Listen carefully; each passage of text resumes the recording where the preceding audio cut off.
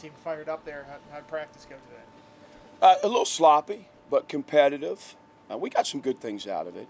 I think it was a big challenge. We had a heck of a day Friday. A lot of good work, a lot of good snaps. And to come back again today, full pads, get live work, that was the challenge. Can we sustain? Can we do it longer and harder and better? And I thought at times today it was questionable. You know, they let the emotion get the best of them a little bit.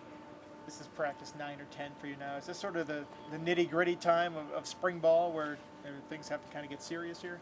Yeah, I think it has been serious the whole time, but I would say this is where some really good evaluation occurs. You know, you're getting into some really substantial practices and a lot of reps and scrimmage reps and installations mostly in. So you get a chance to really see guys play and evaluate them. Is it a different kind of moxie you had to bring in spring ball? Because obviously when you get to fall ball, you got the games and stuff to look forward to, but you have to bring a different kind of energy and intensity to fire the guys up? I think the energy and the intensity is the same. It's for different reasons. You know, it's about we got to win spring ball, and how do we do that? And we've talked a lot about that. The guys know that the competition, the communication, the fundamentals, like all the things that we have to do well. And, you know, and each player is hearing from his coach strengths and weaknesses and where we got to improve. And if we get enough guys moving the needle, then we get better as a team. And to me, that's what you got to do in the spring. Has Wells been any different in year 2? You see any more confidence? Or yeah, I would say definitely more confident, making better reads. You know, if you remember, he had a pretty good spring last year. Threw the ball well. He's still doing that. I think him and Kyron are competing well. I really like having Coach Bowen in that room. I think that's been good for Grant. Nice change up there. But I also think the quarterbacks, they've got more targets to throw to, more guys that are getting open and doing things, and guys that are comfortable, a little more comfortable in the system. And so, we're completing some good balls. We're just dropping too many right now. You mentioned the wide receivers, Allie Jennings, one that you brought in from Old Dominion. Talk about the impact he's had in the wide receiver room. Yeah, he's been great. He's very confident. He's aggressive. He came in with a minor injury that's kind of slowed his impact, but we've got him back going full speed. He had some good work Friday. He got some good work today. He's made plays in the short time that he's been full speed, but I love his demeanor. You mentioned 2 Saturdays ago, linebacker was like a hodgepodge group. Seeing guys come back from injury, is that room getting closer to full health for you this spring? It's a little bit better right now. Keontae got some work today, which was good to see. He really flashed on a couple of plays. Alan Tisdale was full go today, which was good to see. McDonald's slowly coming back around, but we'll get that group back where it needs to be, I think, before we get to the spring game. How's the depth looking at Sam after Walker decided to step away from the program?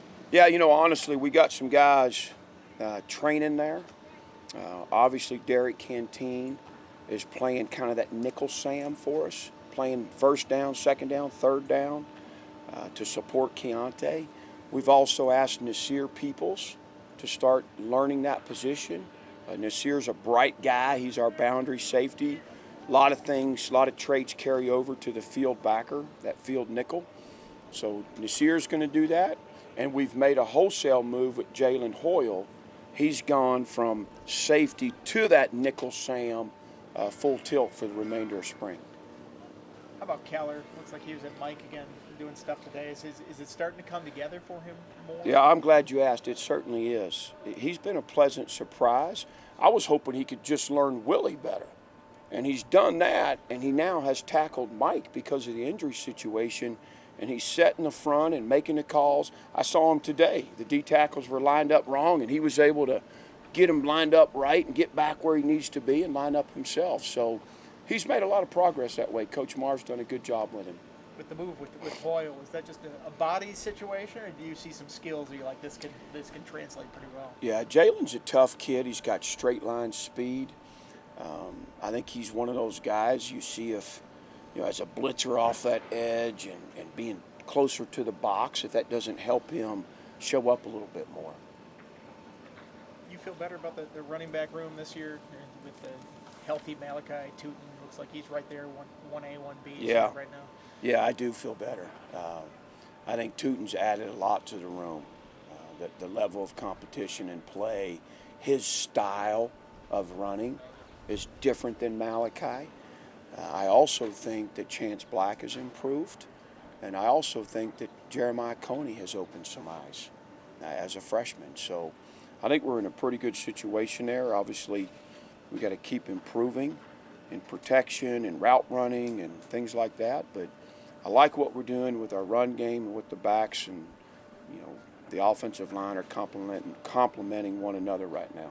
So Daquan Wright was in uniform today. Is he closer to getting back? Yeah, he's getting closer. He did a little bit today, some three-quarter stuff. He had a pretty bad pull, so we're making sure he gets right. I think we'll get him going here maybe closer to the weekend and potentially get a full week out of him next week. I didn't see.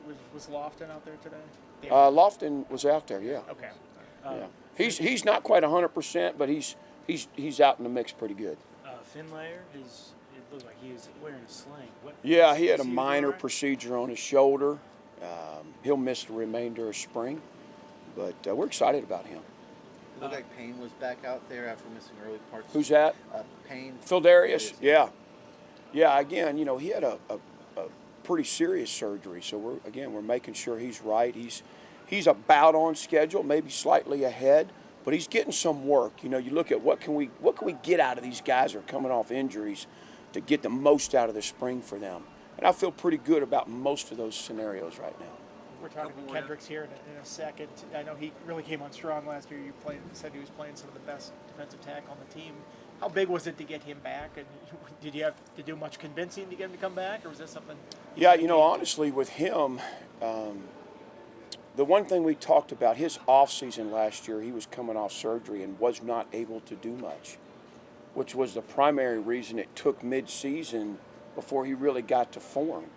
So he wanted an opportunity to have a great winter, great spring, great summer, and then be the player he can be this fall. That was the primary motivation. He loves this team. He was anxious to come back. He's one of our leaders. He's one of our best workers. I'm excited about what Rio can do this fall. We're talking to Stroman here in a second, too. What have you liked? Obviously, you guys kind of considered him a starter last year. What have you liked about his spring and how he's continued to develop? Made tremendous improvements. He was a guy that flashed, made some plays. Also, there was plays that he left on the field being too high, a little bit too loose, too sloppy. He's really cleaned that up. He's another guy that I think he must have gone home for 3-4 days over Christmas. And he was back here begging them to get the weight room open and train. And he's had a great off season, and he's putting together a really nice spring. And he's been able to stay healthy, which has been critical for him. You mentioned the sloppiness that you saw in practice. Is that kind of typical this time of year in spring ball, or is he kind of get over the hump and towards the end of it, or is that? I think the emotions got the best of him today a little bit. Maybe it's coming back in full pads again and going live and 3 competitive periods, and everybody was kind of getting after each other. But I think it's a good lesson. You can play with tons of emotion and compete like crazy, but you can't let it get personal. That's where penalties and sloppiness happens. You got to be able to keep the team first and compete like crazy and have personal pride and all that, but you can't put it in front of what's best for the team. The way you're talking about that seems unusual for the spring. I don't know if I think for a group that's competing the way we are, I've seen it, yes, multiple times. Ron brought this up last week about mixing and matching on the offensive line to find not the best 5 players, but the best 5 that make the group. Have you guys seen? Is that starting to develop here at the end of spring? We're still figuring that out. I think we've got some candidates to fill the first group. We're still trying to figure out exactly, what that 5th guy looks like. But, again, it's about building some depth there, making sure that, we got an opportunity to handle some injuries throughout the fall that we know will happen. So, we got some work to do there still to get where we need to be.